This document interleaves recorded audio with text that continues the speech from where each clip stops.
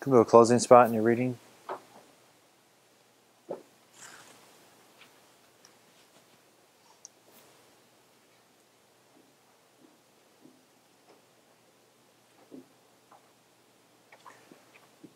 I would like you to take out your reading ladder, that list of books you've read so far this semester, exactly like you're doing. I want that to be quiet and efficient.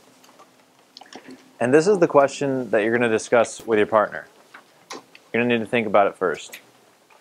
Of the books that you've read so far, maybe it's been a couple, maybe it's been a couple dozen, which has been the most complex and why?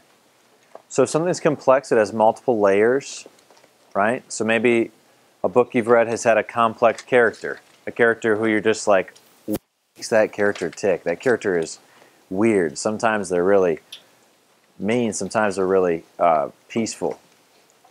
Or maybe complexity can deal with your plot. Maybe there's a ton of different sub-stories in the book that you're reading. Or maybe you're reading a non-fiction book and it's covering episodes from world history from across the ages, and that's just a lot to keep track of. And then complexity can also deal with even at the sentence level. So like it has a lot of long, complex sentences, tons of commas, semicolons, and things like that. So it can also be complex at the sentence level. But whatever your reasoning is, I want you to explain to your partner which book you've read is most complex. We're going to start with the window person. You're going to say in a complete sentence, the book that I've read so far that's most complex is blank because blank. That second blank is what I want you to focus on, explaining why it's complex. Door person, you're then going to ask them one question to keep them talking, just one. So listen to them and ask one question. And then your roles are going to switch. The door person will say, the most complex book I've read so far this year is blank because blank. And the window person will ask a question to keep them talking. What questions do you have for me before you get after this goat rodeo? You two gents are going to be speaking together, all right? Everyone will participate. I'm going to give you 2 minutes for this task. And my challenge to you is no matter how quickly your pairs get done, to keep the conversation going on task for 2 minutes. Get after it. Because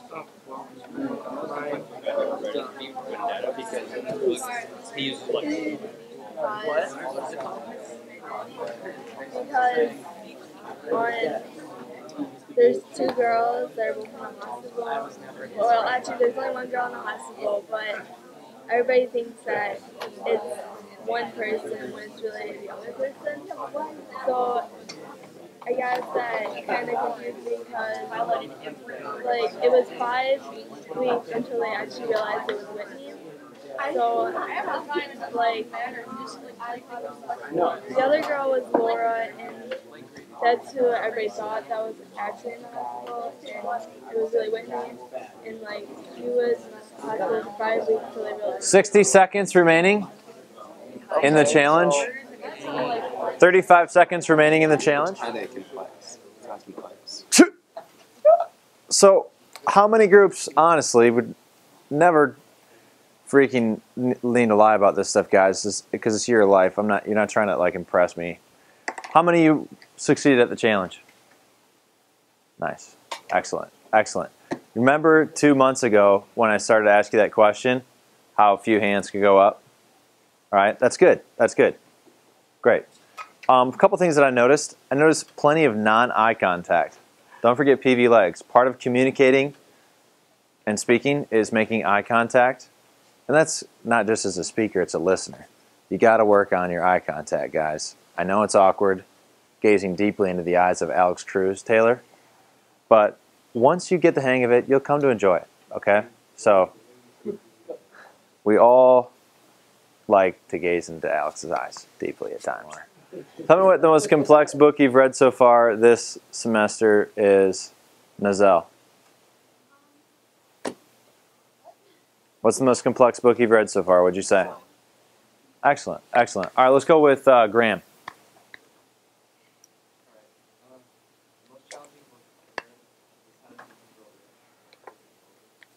Everyone hear him? No. Louder, please. Now, share with your partner, real honestly, for 15 seconds. Are you challenging yourself enough with your choice reading? Just be honest. How many folks are challenging themselves enough? You are challenging yourself enough. How many of you are legitimately challenging yourself enough? Okay, so if you're, I predicted that. Man, Mr. Stewart, you're so old and smart. I predicted it, but here's the solution.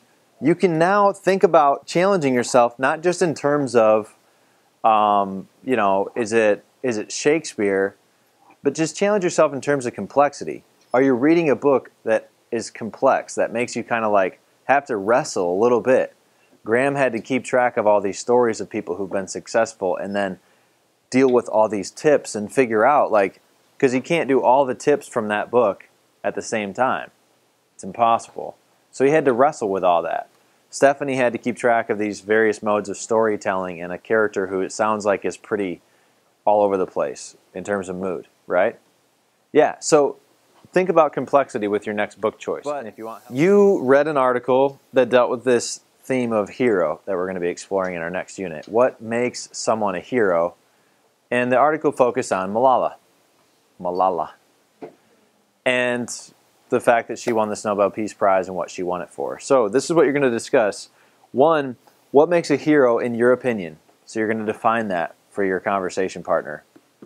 And then two, is Malala then a hero or not in your opinion? So you're making your own definition of a broad term, and then you are going to apply that to what you know now of Malala. We're going to start this time with a door partner. Window partner, you are going to listen to them tell you what their definition of hero is and what their interpretation of that term is in relation to Malala. You're going to listen to them talk, and then you're going to either agree or disagree with reasons or evidence, right? So you're going to say, okay, I agree with your definition of what a hero is, and I would agree that Malala is one because blank, but you're going to add in something new. So the article might be helpful to you guys right now, or just your memory from the article if you turned it in, because I think you did. Again, door partner, you're saying what's a hero? Is Malala one? Window partner, you're agreeing or disagreeing with reasons. Questions before you start? I want you to keep this conversation going. After door and window have gone, still keep it going for another 2 minutes. Go.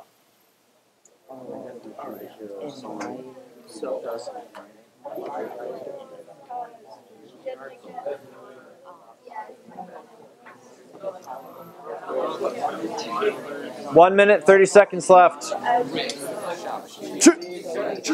Shh. Okay. Now, I'm going to randomly call on some of you and let a few volunteers share as well. But I want you to think about PVLEGS.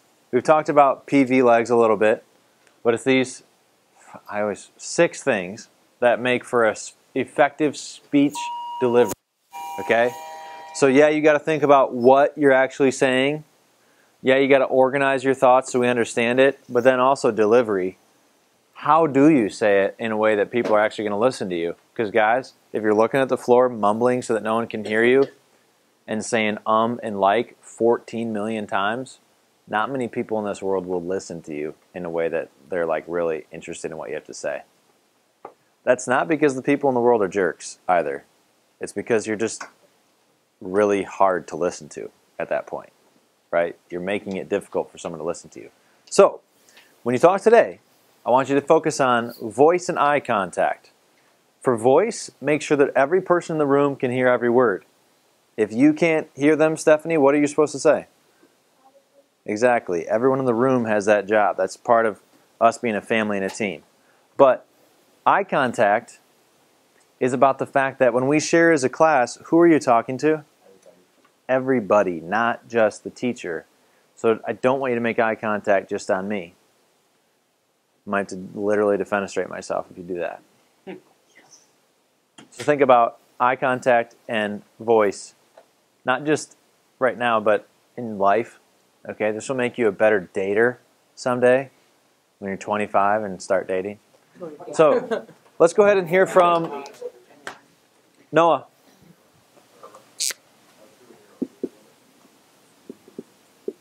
Volunteer, go ahead. Just go ahead. All right. My definition of a hero is someone